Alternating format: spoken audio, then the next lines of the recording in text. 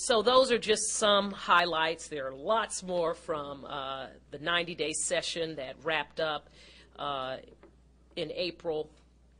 And so, but let me turn for a moment to the county executive race in Prince George's County.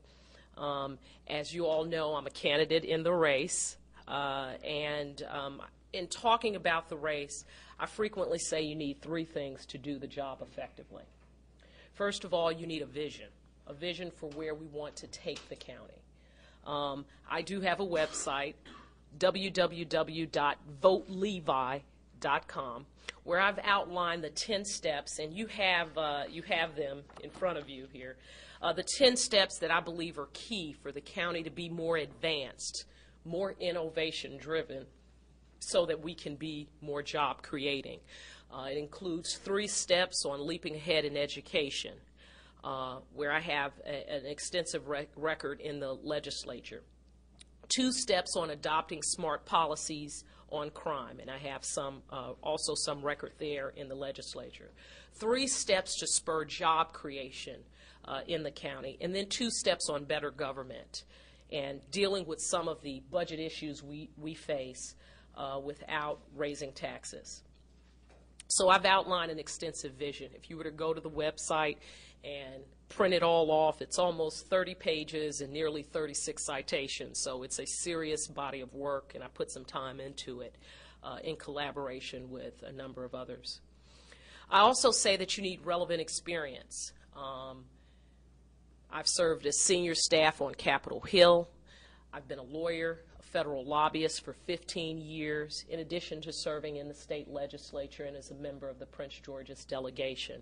So I bring nearly 20 years of government relations experience, watching government up close and personal, what works, what doesn't work, seeing some programs through their life cycle, building relationships at the federal, state, and local level, watching budgets at the federal, state, and local level over that period of time.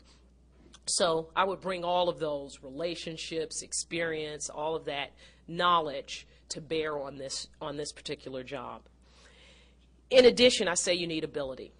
This is a complicated county, 485 square miles, over 820,000 residents, 27 municipalities, over 25 police departments, over 150 bus routes, $2.6 billion budget, nearly 30 budgeted agencies. It's a complicated infrastructure, and I think there are things in my background that lend to also ably managing that infrastructure. So I really say you need all of those things: vision, relevant experience, and ability to do this job well at this particular time in the county's history. I've hit on one highlight of my record, which is the gang prosecution bill. That really goes to step 4 on the list, or goal number 4. I would also say on step number 5, I have passed a couple of laws on ex-offender reentry.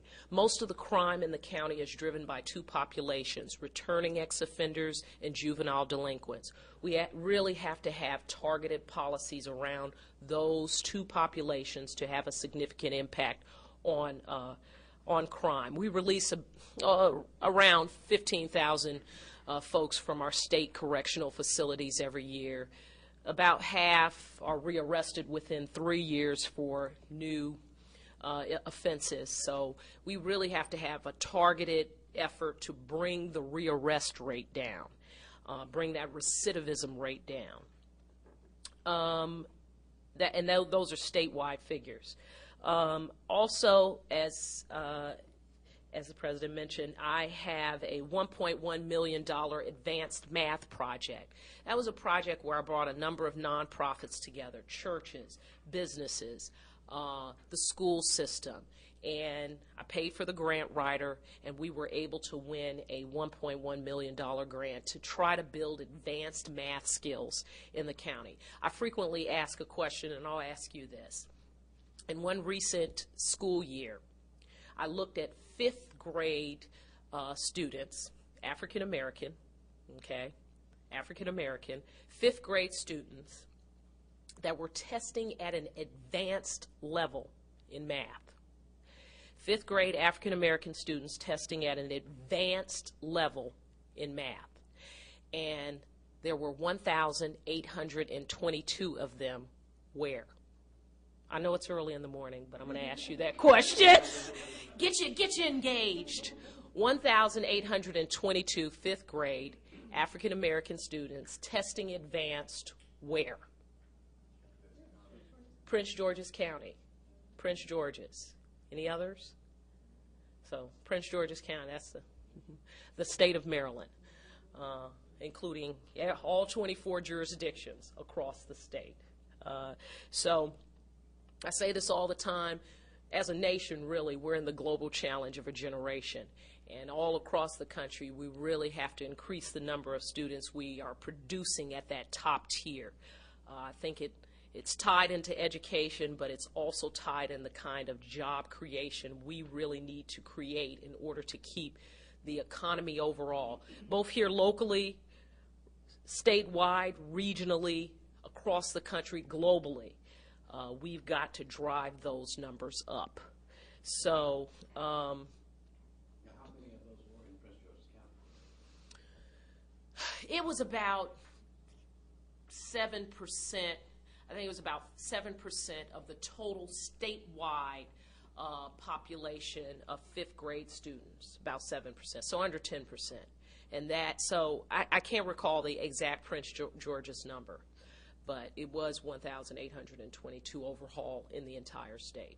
So That's 7% of the total. it's about 7.1% of the total fifth grade African American student population.